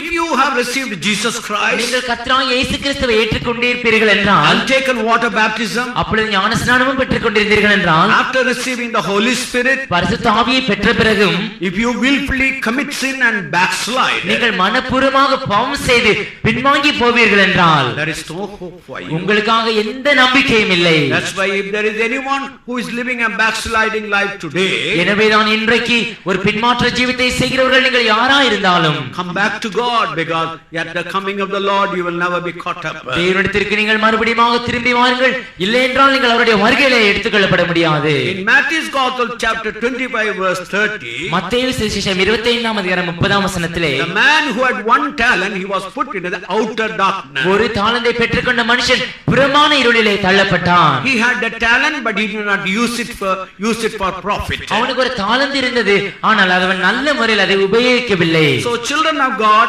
after receiving the Holy Spirit, எனவே தேவனுடைய பிள்ளைகள் பரிசுத்த ஆவியை பெற்ற பிறகு, if you after receiving a talent or a gift, if you don't use it, நீங்கள் தேவனிடத்தில் இந்த ஒரு வரத்தை அல்லது ஒரு தாளந்தை பெற்று அதை உபயோகிக்கவில்லை என்றால், you may be a child of God, you may be a servant of நீங்கள் God. ஒரு தேவனுடைய பிள்ளையாய் இருக்கலாம் அல்லது ஒரு தேவனுடைய ஊழியக்காரனாய் இருக்கலாம். The place is outer dark. ஆனால் உங்களுடைய ஸ்தலம் புறமான இருள். In Luke's Gospel 9 chapter verse 62, லூக்கா சுவிசேஷம் 9ஆம் அதிகாரம் 62ஆம் வசனத்தில், if a man has stepped out to serve the Lord ஒரு மனிதன் தேவனுக்காக சேவை செய்யும்படி இறங்கி வந்திருப்பான் என்றால், and has placed his hand on the plow, அவன் தன்னுடைய கையை அந்த கலப்பையின் மேல் வைத்திருப்பான் என்றால், and then he turns back, he is not worthy of the kingdom of God. அவன் கையை வைத்துவிட்டு மறுபடியும் திரும்பி பார்ப்பான் என்றால் தேவனுடைய ராஜ்யத்திற்கு அவன் பாத்திரவான் அல்ல. So if you step out to serve the Lord, எனவே நீங்கள் தேவனுக்காக சேவை செய்யும்படி நீங்கள் இறங்கி will be put in the outer darkness. தனக்கு கொடுக்கப்பட்ட தாளந்தை உபயோகிக்காதவன் புறமான இருளிலே தள்ளப்படுவான்.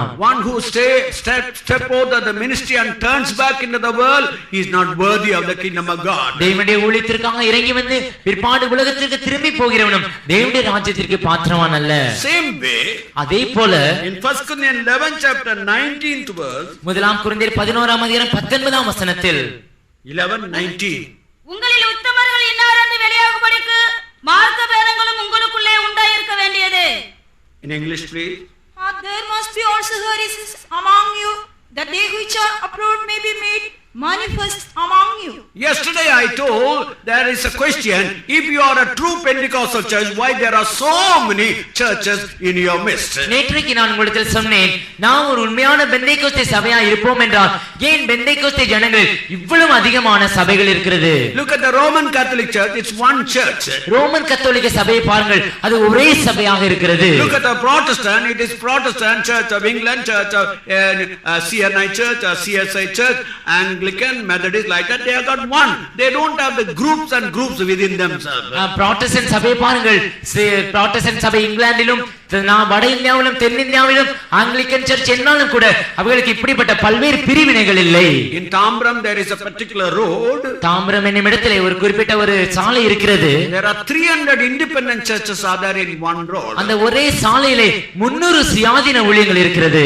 Why this type of thing? ஏன் இப்படிப்பட்ட ஒரு காரியம்? Now Paul says, இங்க பவுல் சொல்லுகிறார், now among you have to find out who are the best. உங்களுக்குள்ளே நீங்கள் கண்டுபிடிக்க வேண்டும் யார் மிகவும் சிறந்தவர்கள் என்று. You go to a shop, நீங்கள் ஒரு கடைக்கு செல்லும் பொழுது, when you want to buy a suiting material, நீங்கள் உங்களுக்கு என்ற ஒரு உடையை வாங்க விரும்பும் பொழுது, there are many types of suiting material. அங்கே अनेक விதமான உடைகள் இருக்கும்.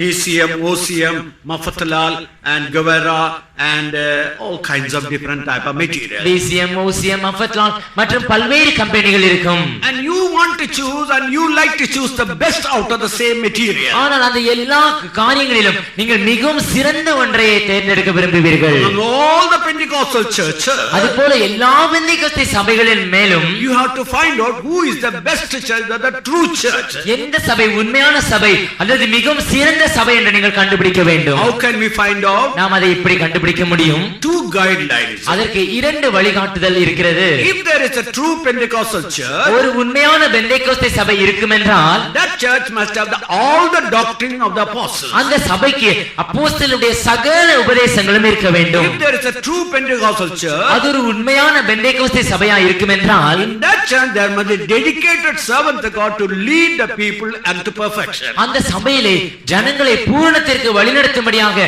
பிரதிஷ்டை செய்யப்பட்ட ஊழியர்கள் இருக்க வேண்டும். So as long as you belong to different type of independent groups, நீங்கள் எந்த நாள் வரைக்கும் அந்த சுயாதீனமான வெவ்வேறான பெந்தேகோஸ்தே சபைக்குள்ள நீங்கள் இருக்கிறீர்களோ, it's very difficult for you to come to the perfect stand. நீங்கள் அந்த பூரணத்திற்கு வருவது மிகவும் கடினமான காரியமா இருக்கும். I am not condemning you. நான் உங்களை குற்றமாக தீர்க்கிறதில்லை. Only thing you need the whole doctrine. ஆனால் உங்களுக்கு தேவையானது முழுமையான ஒரு உபதேசம். And the servant of God must be one who don't have any property in the world. தேவனுடைய ஊழியக்காரன் என்பவனுக்கு இந்த உலகத்தில் ஒன்றும் இருக்க கூடாது.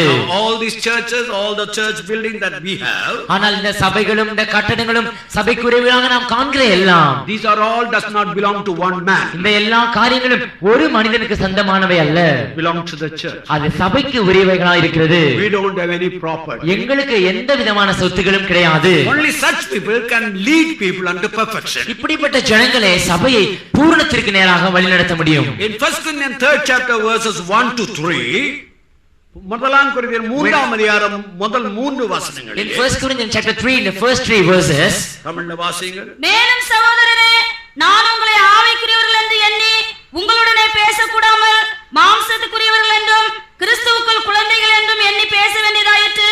நீங்கள் பலனில்லாதவர்களானதால் உங்களுக்கு போஜனம் கொடாமல் பாலை குடிக்க கொடுத்தேன். இன்னமும் நீங்கள் மாம்சத்துக்குரியவர்களாய் இருக்கிறபடியால் இப்பொழுதும் உங்களுக்குள் பலனில்லை. பொறாமையும் வாக்குவாதமும் பேதங்களும் உங்களுக்குள் இருக்கிறபடியால் நீங்கள் மாம்சத்துக்குரியவர்களாய் இருந்து மனுஷ மார்க்கமாய் நடக்கிறீர்கள் அல்லவா? பரிசுத்தாவின் அபிஷேகத்தை நீங்கள் பெற்றவர்களாய் இருக்கலாம். you may have received the anointing of the Holy Spirit. தேவனுடைய கிருபை வரங்களை பெற்றவர்களாய் இருக்கலாம். Also you may have received the gifts of grace of God. உங்களுக்குள்ள மார்க்க பேதங்களும் பிரிவினைகளும் பொறாமைகளும் சண்டைகளும் இருக்குமானால், But if there be heresies, seditions and divisions among you, கிறிஸ்துவுக்குள் குழந்தைகளாய் இருக்கிறீர்கள். then ye are babes in Christ. நீங்கள் குழந்தைகளாய் இருக்க மட்டும் அந்த ராஜ்யத்துக்கு தகுதியா இருக்க முடியாது. As long as you are babes in Christ, you can never be worthy for the kingdom. முதலாம் கொரிந்தியர் 3ஆம் அதிகாரம் 11ஆம் வசனத்திலே, In 1 Corinthians chapter 3 verse 11, நமக்கு ஒரு அஸ்திபாரம் உண்டு. we have a foundation, அந்த கிறிஸ்து தான் நம்முடைய அஸ்திபாரம். and Christ is our foundation. ஆனால் அந்த அஸ்திபாரத்துல But upon that foundation, முதலாம் கொரிந்தியர் 3ஆம் அதிகாரம் 12ஆம் வசனத்துல வாசிக்கிறோம், when we read in the 12th verse of the same chapter, 6 விதமான கட்டடங்களை கட்டலாம். and we can build 6 types of buildings: பொன், வெள்ளி, விலையேறப்பெற்ற கல், gold, silver and precious stones, கல், மண், புல், மரம், புல், வைக்கோல், and stone, wood and grass. அது 6 வித கட்டடங்கள்ல 3 கட்டடங்கள் அது விலையேறப்பெற்றதும் அது தீயில நிற்கக்கூடிய கட்டடங்கள். And out of these 6 types of building, 3 types of building they were able to stand in the fire, and they are made of costly things. ஆனால் மற்ற 3 கட்டடங்கள் But the other 3 buildings, மரம், புல், வைக்கோல், and they are wood, grass and straw. அநேக சுகமாக்கும் கூட்டங்களிலே, In many miraculous healing meetings, இந்த நாகர்கோயில் பட்டணத்துல கூட even in this town of Nagarkoil, பெரிய சுகமாக்குற கூட்டங்களை நீங்கள் and கண்டிருக்கிறீர்கள். you may have seen so many great healing services, அதை கண்ட உடனே எவ்வளவு பெரிய எழுப்புதல் நடக்குதுன்னு நீங்கள் யோசித்திருக்கலாம். and seeing that you may have wondered how great revival is taking place. ஆனால் அந்த எழுப்புதலுக்கு பிறகு அந்த எழுப்பலை பெற்றவர்கள் எங்கே போறார்கள்? But after that revival, where those revival people are going? ஒரு மனுஷனுக்கு நாக்குல கேன்சர் இருந்தது. For a man, he had a cancer in his tongue. அவன் ஒரு சுகமாக்குற கூட்டத்திலே அவன் அற்புதமான சுகம் பெற்றுக் In கொண்டான். a healing service, he received a wonderful healing. அவன் சந்தோஷத்தோடு கடைக்கு ஓடினான். And with great joy, he went to the shop ஒரு சிகரெட் பாக்கெட் வாங்கினான். and he bought a cigarette pack. எனக்கு சுகம் கிடைத்து விட்டது. Because I have received healing, நான் நன்றாக சிகரெட் குடிப்பேன். now I shall smoke well.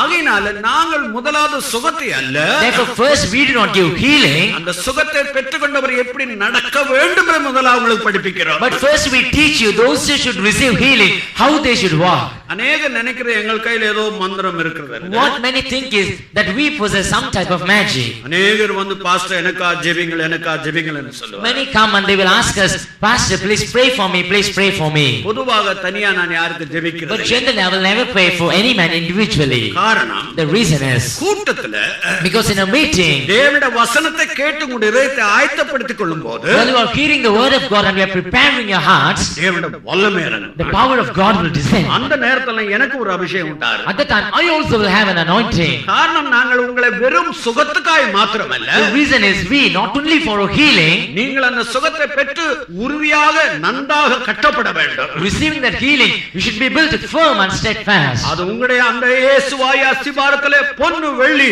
விலையேறப்பட்ட கல் என்ற வகையில் நீங்கள் கட்டப்பட வேண்டும். Upon that foundation Jesus you should build it with gold, silver and precious stones. அது அக்கினிக்குடாக போய் நிற்க வேண்டும். And passing through the fire you should withstand. நீங்கள் கர்த்தருக்காக ஒரு தீர்மானம் எடுத்த பிறகு, After you making a determination for the Lord, பலவிதமான பரிசோதனைகள் வரும். there will be so many diverse types of trials. ஒரு சகோதரன் சாட்சி சொன்னார், A brother he testified, நான் இயேசுவுக்காக நிற்கிறேன், I stand for Jesus. என்னுடைய கடைசி சொட்டு ரத்தம் இயேசுவுக்காக சிந்துவேன். Even my last drop of blood I will shed for Jesus. அப்பொழுது பாஸ்டர் சொன்னார், நீ சொல்லுற சாட்சி நல்லது, At the time- கர்த்தருக்காக ஜீவிப்பேன் மரிப்பேன் என்று சொல்லு, அது போதும் என்று At the சொன்னார். time the pastor said the testimony you give is good, but if just to say I will live for the Lord and I will die for the Lord. இல்ல pastor, நான் கடைசி சொட்டு ரத்தமும் இயேசுவுக்காக கொடுப்பேன். No pastor, even the last drop of my blood I will give for Jesus. அவர்கள் திரும்பி விசுவாச வீட்டுக்கு போனார்கள். And they returned and went to the faith home. அது செவ்வாய்க்கிழமை இருந்தது. It was a Tuesday.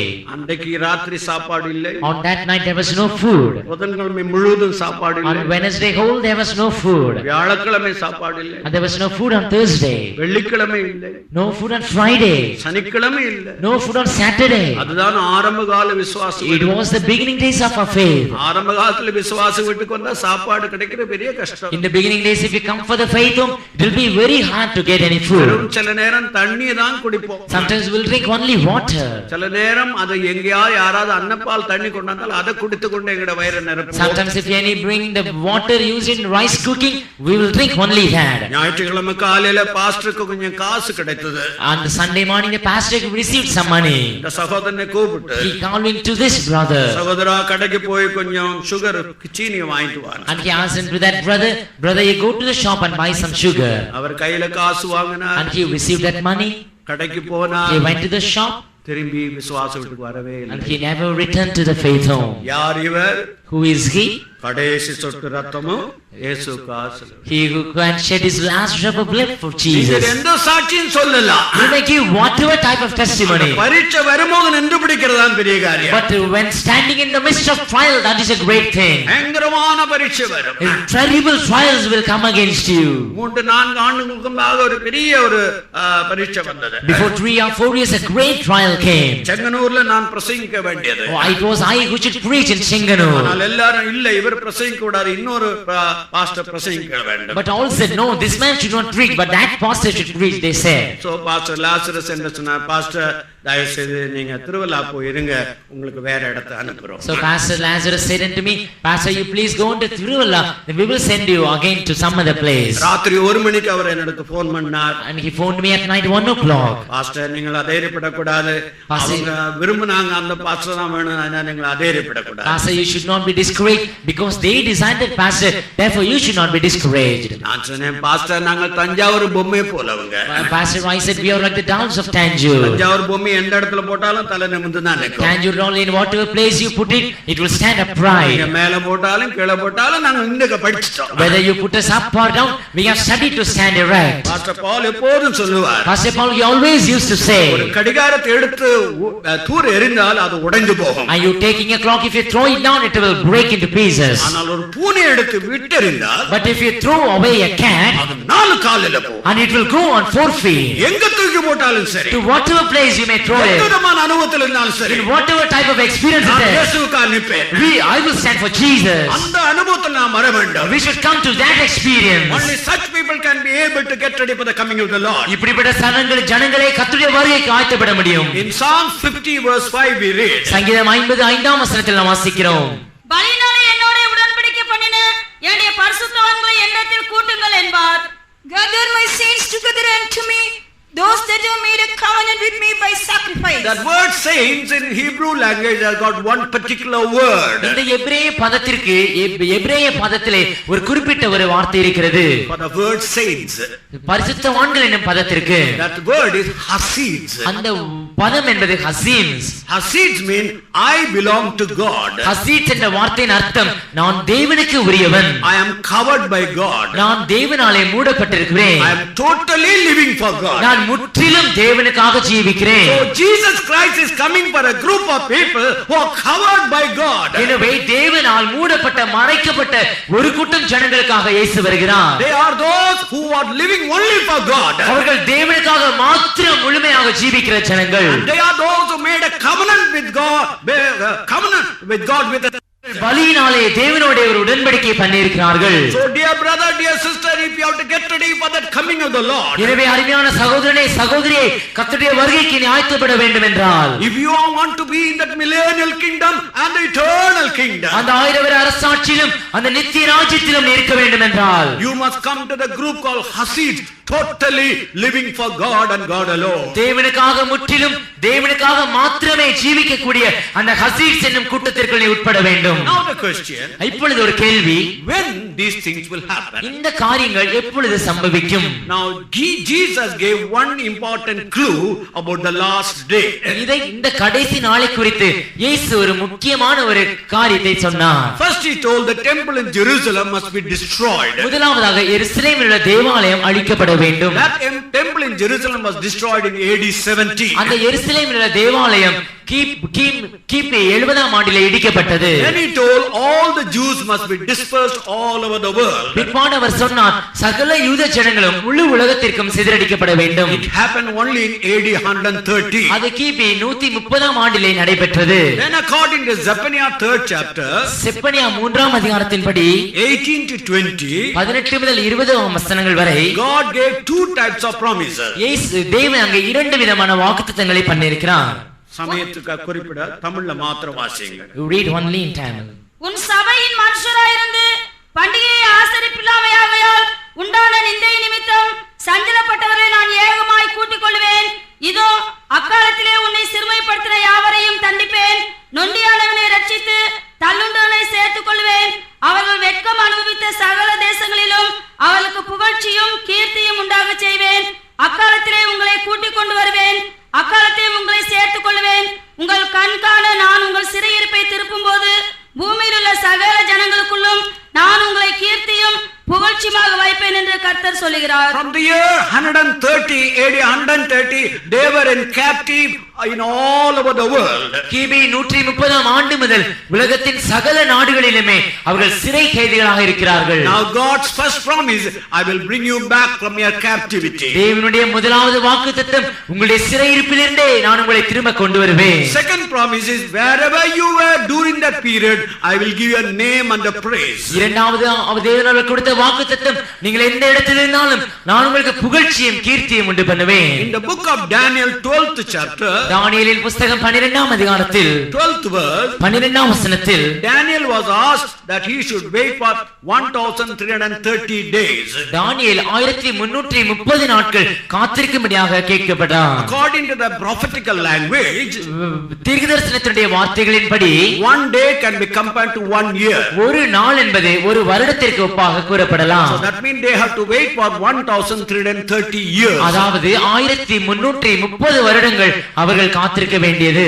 1335 They have to நாட்கள் wait for 1335 years. அவர்கள் 1335 ஆண்டுகள் காத்திருக்க வேண்டியது அவசியம். During the First World War, முதலாவது உலக மகா யுத்தத்தின் போது Britain needed a particular acid to clean up the guns in their warship. Britain அரசாங்கமானது தன்னுடைய படை கப்பல்களிலே ஒரு சில காரியத்தை சுத்தப்படுத்தும்படியாக அவர்களுக்கு ஒரு குறிப்பிட்ட அமிலம் தேவையா இருந்தது. That acid they could not get it. அந்த அமிலத்தை அவர்களால் பெற்றுக்கொள்ள முடியவில்லை. One Jewish scientist discovered and gave that solution. ஒரு யூத விஞ்ஞானி அந்த அமிலத்தை கண்டுபிடித்து அதற்கான தீர்வை அவரிடத்தில் கொடுத்தார். Britain government won the First World War. British அரசாங்கம் அந்த உலக மகா யுத்தத்திலே முதலாம் யுத்தத்திலே ஜெயித்தார்கள். So they asked the Jewish professor, what do you want as a reward? எனவே அவர்கள் இந்த யூத பேராசிரியரை பார்த்து உங்களுக்கு இதற்கு பதிலாக என்ன வேண்டும் என்று கேட்டார்கள். He said, I don't want anything as a reward. அவர் சொன்னார், எனக்கு சன்மானமாக எதுவும் வேண்டாம். My people all over dispersed, they have to come back to the land of Palestine. என்னுடைய ஜனங்கள் சகல நாடுகளிலும் சிதறடிக்கப்பட்டிருக்கிறார்கள், அவர்கள் இந்த பலஸ்தீனா தேசத்திற்கு திரும்பி வர வேண்டும். So in the year 1917, November 2, எனவே 1917ஆம் ஆண்டு நவம்பர் மாதம் 2ஆம் தேதியிலே they declare a declaration called Balfour Declaration. அவர்கள் பால்போர் பிரகடனம் என்னும் பிரகடனத்தை பிரகடனப்படுத்தினார்கள். According to the declaration, all the Jews all over the world can come back to their own homeland. அந்த பிரகடனத்தின்படி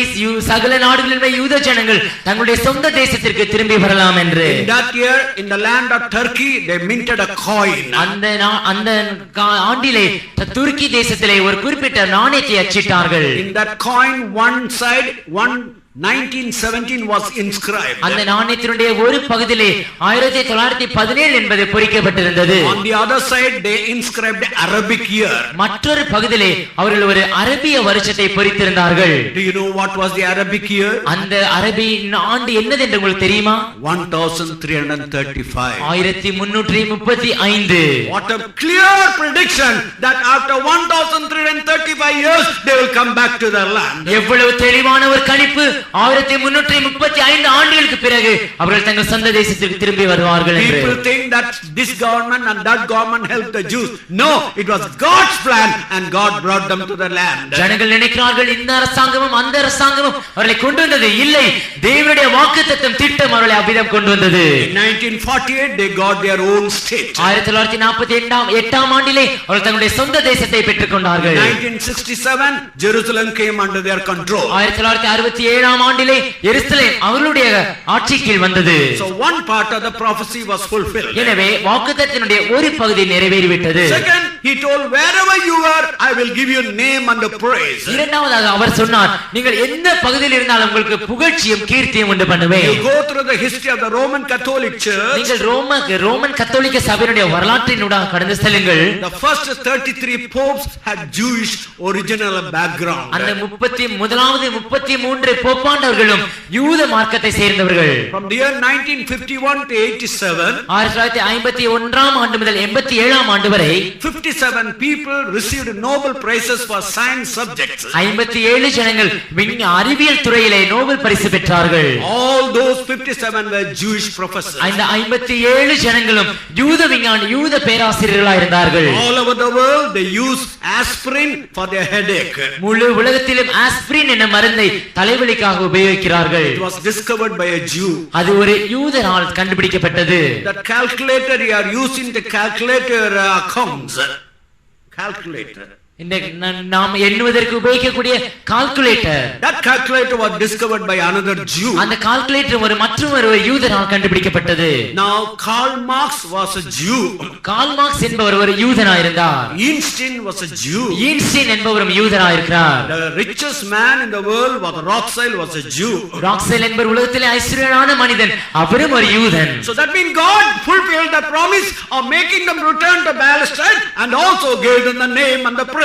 எனவே தேவன் தம்முடைய வாக்குத்தத்தத்தை நிறைவேற்றினார். அவர்களை பாலஸ்தீனாவுக்கு கொண்டு வந்து அவர்களுக்கு புகழ்ச்சியும் கீர்த்தியும் உண்டு பண்ணினார். So in our time this first sign is almost fulfilled. எனவே நம்முடைய காலங்களிலே இந்த முதலாவது அடையாளமானது ஏறக்குறைய நிறைவேறிவிட்டது. Second, இரண்டாவதாக look at the whole world. முழு உலகத்தை நோக்கி பாருங்கள். Look at the climate of the world. உலகத்தினுடைய சீதோஷ்ண நிலையை கவனித்து பாருங்கள். In Rajasthan there is a desert called Thar desert. ராஜஸ்தானிலே தார் பாலைவனம் என அழைக்கப்படும் ஒரு பாலைவனம் இருக்கிறது. You won't get even a drop of water. அந்த இடத்திலே நீங்கள் ஒரு சொட்டு தண்ணீர் கூட உங்களால் பெற்றுக்கொள்ள முடியாது. Last year and this year we had floods in the desert. ஆனால் கடந்த ஆண்டிலும் இந்த ஆண்டிலும் அந்த இடத்திலே ஒரு பெரிய வெள்ளம் வந்துவிட்டது. The whole climatical condition of the world is being changed. முழு உலகத்தினுடைய சீதோஷ்ண நிலையும் மாறிக்கொண்டு வருகிறது. Earthquakes, நில நடுக்கங்கள், famines, பஞ்சங்கள், different type of political type of disturbances are all over the world. அரசியல் ரீதியாக பல்வேறுபட்ட அதிர்ச்சிகளும் குழப்பங்களும், Economically பொருளாதார ரீதியிலே they want to bring the whole world under one government. அவர்கள் முழு உலகத்தை ஒரு அரசாங்கத்தின் கீழ் கொண்டு வர பிரயாசிக்கிறார்கள். They have already issued euro dollar. அவர்கள் ஏற்கனவே யூரோ டாலர் என அழைக்கப்படும் நாணயத்தை வெளியிட்டிருக்கிறார்கள். Very soon you you will all come under one market. வெகு விரைவிலே நீங்கள் ஒரு சந்தையின் கீழ் கொண்டு வரப்படுவீர்கள். These are all signs of the last day. இந்த எல்லா அடையாளங்களும் கடைசி நாளுடைய ஒரு அடையாளமாய் இருக்கிறது.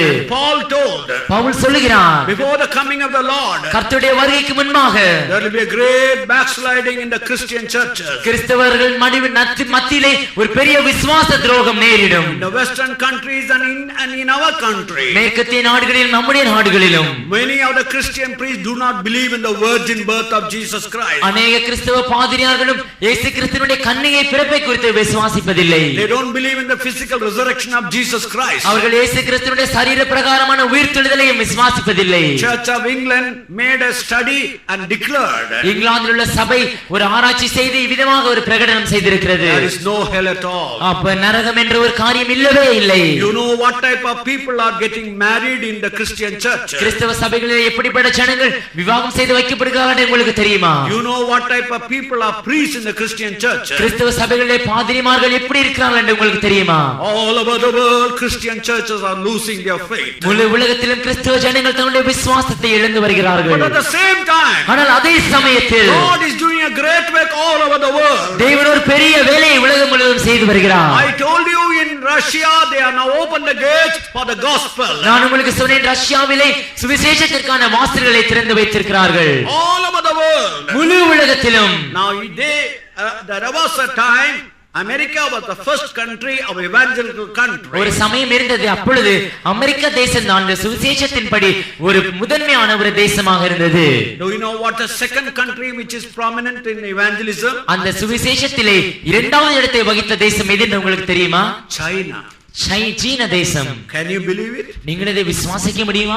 In every city, ஒவ்வொரு பட்டணத்தோறும் thousands have received the Holy Spirit. ஆயிரக்கணக்கில் ஜனங்கள் பரிசுத்த ஆவியை பெறுகிறார்கள். They asked a Chinese pastor, அவர்கள் ஒரு சீன பாஸ்டரிடம் இவ்விதம் கேட்டார்கள், what is the secret? இதனுடைய ரகசியம் என்ன?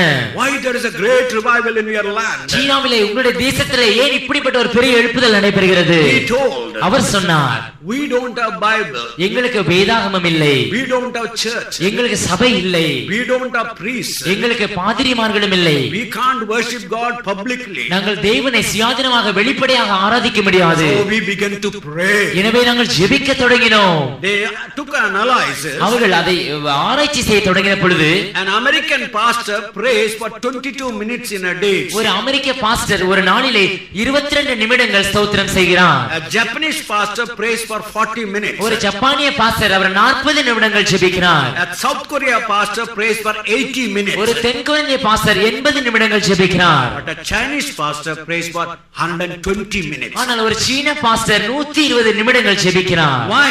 ஏன்? They have only to look to God for a revival. அவர்கள் எழுப்புதலுக்காக தேவனை மாத்திரம் நோக்கி பார்க்க கூடும். I told you a CPM 7 the God must be able to pray 6 hours. நான் உங்களுக்கு சொன்னேன், ஒரு சிபிஎத்தில் உள்ள தேவனுடைய ஊழியக்காரன் 6 மணிக்கூர்கள் ஜெபிக்க வேண்டும். A child of God in our mission must be able to pray at least 3 hours. நம்முடைய மிஷன்ல ஒரு தேவனுடைய பிள்ளையானவன் 3 மணிக்கூர்கள் ஜெபிக்க வேண்டும். I'm really happy today. ஆனால் நான் இன்றைக்கு மிகவும் சந்தோஷமா இருக்கிறேன். Why? ஏன்? Some years back I have come to Nagarkoil. அநேக ஆண்டுகளுக்கு முன்பாக நான் நாகர்கோவிலுக்கு வந்திருக்கிறேன். Very difficult to get one person speaking in tongues.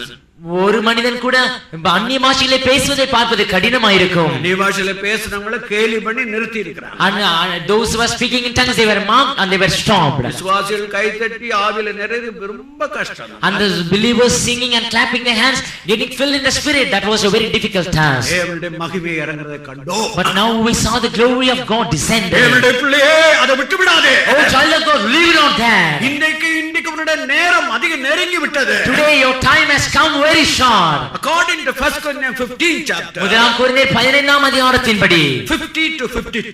2 முதல் 55ஆம் வசனம் வரை, 50 to 52. 50 முதல் 52 வரை. சகோதரரே, நான் சொல்லுகிறது என்னவெனில், மாம்சமும் இரத்தமும் தேவனுடைய ராஜ்யத்தை சுதந்தரிக்க மாட்டாது. அழிவுள்ளது அழியாமையையும் சுதந்தரிப்பதும் இல்லை. இதோ ஒரு ரகசியத்தை உங்களுக்கு அறிவிக்கிறேன். நாம் எல்லாரும் நித்திரை அடைவதில்லை. ஆகிலும் கடைசி காலம் தொனிக்கும் போது ஒரு நிமிஷத்திலே, ஒரு இமை பொழுதிலே நாம் எல்லாரும் மறுரூபமாக்கப்படுவோம். எக்காலம் தொனிக்கும், அப்பொழுது மரித்தோர் அழிவில்லாதவர்களாய் எழுந்திருப்பார்கள், நாமும் மறுரூபமாக்கப்படுவோம். Now this I say, brethren, that flesh and blood cannot inherit the kingdom of God, neither doth corruption inherit incorruption. Behold, I shew a mystery. we shall not all sleep, but we shall all be changed in a moment. In a moment. ஒரு நிமிஷத்திலே. This word moment in Greek language, atomic movement. இந்த moment என்பதற்கு கிரேக்க பதமானது ஒரு அணுவின் நிமிடத்திலே. So one scientist began to wonder how Paul could write the word atomic movement in that particular verse. ஒரு விஞ்ஞானி இந்த அணு நிமிடம் என்பதை குறித்து அந்த சமயத்திலே பவுல் எப்படி எழுதினார் என்பதை குறித்து ஆச்சரியப்பட்டார். Because in those days they never heard about atomic infusion. ஏனென்றால் அந்த காலத்திலே அணுவினுடைய சேர்க்கையை குறித்து அவர்கள் ஒருபோதும் கேட்டதில்லை. Then he discovered, அப்பொழுது அவர் கண்டுபிடித்தார், up to 1972 1972 ஆண்டு வரைக்கும் the whole world time was measured by Greenwich Meridian time. உலகத்தினுடைய முழு நேரமும் கிரீன்விச் மெரிடியன் நேரம் என்னும் நேரத்தினால் கணக்கிடப்பட்டு வந்தது. From the year 1972 onward, ஆனால் 1972 ஆண்டு முதல் the whole world time is measured by atomic universal time. முழு உலகத்தினுடைய நேரமும் அணுவினுடைய சர்வதேச நேரத்தினால் கணக்கிடப்படுகிறது. So dear brother, dear sister, from the year 1972 we have come to the atomic universal time. எனவே சகோதரனே சகோதரியே 1972 ஆண்டு முதல் சர்வதேச அணு நிமிடத்திற்குள் நாம் வந்திருக்கிறோம். In that atomic universal time, அந்த சர்வதேச அணு நேரத்தில் 1 second is equal, you take 1 second and divide into 1000 parts. நீங்கள் ஒரு நொடியை எடுத்து அதை 1000 பகுதிகளாக பிரியுங்கள். How much time it will be there? அந்த சமயம் எவ்வளவாக இருக்கும் என்று நினையுங்கள். Within this time your body has to be transformed. அந்த சமயத்துக்குள்ளாக உங்களுடைய சரீரம் மறுரூபமாக்கப்படும். Now, ஆனால் இப்பொழுது according to 2 Corinthians 3rd chapter 17 and 18, 2 கொரிந்தியர் 3ஆம் அதிகாரம் 17 18 வசனத்தின்படி through the Holy Spirit பரிசுத்த ஆவியின் மூலமாக our character is changed. நம்முடைய சுபாவம் மறுரூபமாக்கப்படுகிறது. Daily our character is changed. அனுதினமும் நம்முடைய சுபாவம் மாற்றப்படுகிறது. That is, suppose you get angry. ஒருவேளை நீங்கள் கோபப்படலாம். Lord, I got angry. தேவனே நான் கோபப்பட்டு விட்டேன். Lord, I am proud. ஆண்டவரே நான் பெருமை உள்ளவனாய் So இருக்கிறேன். you are able to ask pardon and get rectified. நீங்கள் தேவனிடத்தில் மன்னிப்பை கேட்டு அதை சீர்படுத்தக்கூடியவர்களாய் Holy Spirit, எனவே பரிசுத்த ஆவியின் மூலமாக there is a process by which your character can be changed. உங்களுடைய சுபாவம் மாறுவதற்குரிய ஒரு வழிமுறை இருக்கிறது. But when Jesus comes, ஆனால் இயேசு வரும் பொழுது in a second, one கண்ணமிக்க அந்த ஒரு நிமிட பொழுதுல, in a second, in the twinkling of an eye, in that moment your body has to be transformed. அந்த ஒரு நேரத்திலே உங்களுடைய சரீரம் மறுரூபமாக்கப்படும். In that moment if you fail, if your body is not transformed, ஆனால் அந்த நேரத்திற்குள்ளாக உங்களுடைய சரீரம் மறுரூபமாக்கப்பட தவறுமானால் you lost it. நீங்கள் எல்லாத்தையும் இழந்து விட்டீர்கள். That's why you have to be very, very, very careful to live moment by moment. எனவே தான் நீங்கள் ஒவ்வொரு நிமிடமும் மிகவும் மிகவும் மிகவும் கவனமுள்ளவராய் இருக்க வேண்டும். For that one doctrine helps you. அதற்காக உங்களுக்கு ஒரு உபதேசம் உதவி செய்யக்கூடும். According to Romans 8 chapter 11th verse, ரோமர் 8ஆம் அதிகாரம் 11ஆம் வசனத்தில் 11ஆம் வசனத்தில் கிறிஸ்துவை மரித்தோர்ந்து உயிரோடு எழுப்பினுடைய ஆவி உங்களுடைய சரீரங்களில் வாசமாயிருந்தால், if the spirit of him that raised up Christ from the dead dwell in you, உங்களுடைய சாவிக்கினமான சரீரங்களை உயிர்ப்பிப்பார். he will quicken your mortal bodies. தேவனுடைய பிள்ளை தெய்வீக சுகத்துக்காக நிற்கும்போது, When the child of God stands for the divine healing, அந்த சரீரம் ஆவினால் உயிர்ப்பிக்கப்படுகிற சரீரமா இருக்கிறது. that body is a body which is quickened by the spirit. வைத்தியனிடத்திலோ ஆஸ்பத்திரியிலோ நீங்கள் போகலாம். You may go to the physicians or to the hospitals, ஆனால் இந்த ஆவினால் உயிர்ப்பிக்கப்படுகிற அனுபவம் நஷ்டப்பட்டு போய்விடும். but this experience of being quickened by the spirit will be lost. கர்த்தர் வரும்போது, When the Lord comes, அந்த ஒரு இமைப்பொழுதுல உங்களுடைய சரீரம் மறுரூபப்படுறது கஷ்டம். in that fraction of time it will be hard for your body to be raptured. அப்போஸ்தலர் நடபடிகள் 14ஆம் அதிகாரத்திலே In Acts of the Apostles chapter 14, 19 20ஆம் வசனத்தில் in the 19th and the 20th verse, யூதர்கள் வந்து கல்லெறிந்து பவுலை கொல்ல தீர்மானித்தார்கள். the Jews, they determined to come and stone St. Paul. அவர்கள் மேல் கல்லெறிந்த பிறகு, And when they have stoned him, அவன் செத்து போய்விட்டான் சொல்லி அவனை நாய் போல் இழுத்து பட்டணத்துக்கு வெளியே தள்ளிவிட்டார். and thinking that he was dead, they cast him out of the city as a dog. அவனை பட்டணத்துக்கு வெளியே தள்ளப்பட்ட போது, And when he was cast away out of the city, சீஷர்கள் வந்து அவனை சுற்றி நின்றார்கள். the disciples came around him and stood around him. என்ன நடந்ததுன்னு தெரியாது. We do not know what happened. இந்த கல்லெறியுண்டதான Pavul, This Paul who was stoned, செத்தவனா இருந்த Pavul, this Paul who was dead, அந்த சீஷர்கள் சூழ்ந்து நின்றவனை எழும்பி நிற்கிறார். When the disciples stood around him, now he rises up. அதன் ரகசியம் என்ன? What is the reason, the secret of this? முதலாம் உலக யுத்த சமயத்துல During the time of the First World War, ஈன்ஸ்டீன் என்ற விஞ்ஞானி ஒரு எக்ஸ்பெரிமெண்ட் நடத்தினார். the scientist called Einstein, he conducted an experiment. அதன்படி According to that, Philadelphia ship யார்ட்ல இருந்து in the yard of shipyard of Philadelphia, ஒரு கப்பலை அவர் எலக்ட்ரிக்கல் ஃபீல்டு உண்டாக்கி ஒரு ஷிப் யார்டு மற்ற ஷிப் யார்டு கொண்டு போயிட்டார். and creating an electrical field, he moved the ship from one yard to another yard. அது மிகவும் ரகசியமான ஒரு எக்ஸ்பெரிமெண்ட் ஆயிருந்தது. That was a very secret experiment. அமெரிக்க கவர்மெண்ட் இதை கண்டுபிடித்த உடனே அந்த எக்ஸ்பெரிமென்ட்டை சீல் பண்ணி விட்டார். When the American government it found this, it sealed that experiment. ஆனால் அதற்குள்ளாக அந்த புத்தகத்தை அவர்கள் வெளியிட்டு விட்டார். But before that, he has published that book. கர்த்தருடைய கிருபையினால அந்த புத்தகத்தை நான் வாசித்திருக்கிறேன். Through the grace of God, I have studied that book. அப்போ அந்த சுற்றிலும் எலக்ட்ரிக்கல் ஃபீல்ட் உண்டான போது, So at that time, when there was an electrical field round about, அந்த கப்பல் அப்படி ஒரு யார்ட்ல இருந்து மற்ற யார்டுக்கு போய் விட்டது. that ship it moved from one yard to another yard. அப்படி இருக்குமானா If it be so, தேவனுடைய பிள்ளைகள் ஒரு வளையம் சுற்றும் போது, when the children of God they make a circle around, தேவனுடைய சீடர்கள் ஒரு வளையம் சுற்றும் போது, when the disciples they make a ring, அந்த சீடர்கள் யார்? who are those disciples? ரத்தத்தால் மீட்கப்பட்டவர்கள், They are redeemed by the blood. வசனத்தின்படி ஞானஸ்நானம் எடுத்தவர்கள், Those who have received baptism according to the word. பரிசுத்த ஆவியை பெற்றவர்கள், Those who have received the anointing. கிறிஸ்துவை உள்ளவர்கள், Those who have consecration. அவர்களுக்குள்ள ஒரு வல்லமை இருக்கிறது. In them there is a power. அந்த வல்லமை உயிர்த்தெழுந்த வல்லமை. That power is the power of resurrection. அந்த வளையம் அவர்கள் வளைந்த போது, When they made that ring, அந்த வல்லமை பவுலை தொட்ட ஆரம்பித்தது. that power began to touch Paul. காரணம் அந்த இடத்துல அவர்கள் ஜெபிக்கவில்லை, At that time they never prayed. அவர்கள் பாட்டு படிக்கவில்லை, They never sing songs. சுற்றி வளைந்தார்கள், பவுல் எழும்பி விட்டார். They just made a ring and Paul rose up. அப்ப அந்த வல்லமை உங்களுக்குள்ள கிரியை ஆரம்பிக்கும் போது, So when that power begins to work in you, எந்த விதமான வியாதியா இருக்கட்டும், whatever type of sickness it be, வல்லமை உங்களை சுகப்படுத்தும். that power will heal you. இன்றைக்கு அந்த காரியத்தை அனுபவிக்க போறோம். Today we are going to experience that pain. நாம் கண்களை மூடுமாக Let us close our eyes. எந்த விதமான வியாதியும் எந்த விதமான பிரச்சனைகளா இருக்கட்டும், You may have whatever type of sickness or problem, தயவு செய்து கண்களை மூடுகின்ற எழுப்பி நில்லுங்க. but please close your eyes and stand up. ஆண்டவரே, இன்றைக்கு நான் இந்த கூட்டத்தை விட்டு போகும்போது நான் சுகம் பெற்று போக வேண்டும். Lord, before I go from this meeting, I should receive healing and go. நான் முதலாவது சொன்னேன், தனித்தனியா உங்களுக்காக ஜெபிக்க போறதில்லை. First I said that I will not pray for you individually. ஆனால் இப்பொழுது கர்த்தருடைய வல்லமை உங்களை தொட போகிறது. But now the power of God is going to touch you. தேவனுடைய பிள்ளைகள், Oh child of God, தேவனுடைய ஊழியர்கள், oh the workers of God, சகோதரவா மற்ற சகோதரனுடைய கையை எடுங்க. and you take the hands of others. சகோதரிமார் மற்ற சகோதரனுடைய கையை எடுங்க. And the sisters, you catch the hands of others.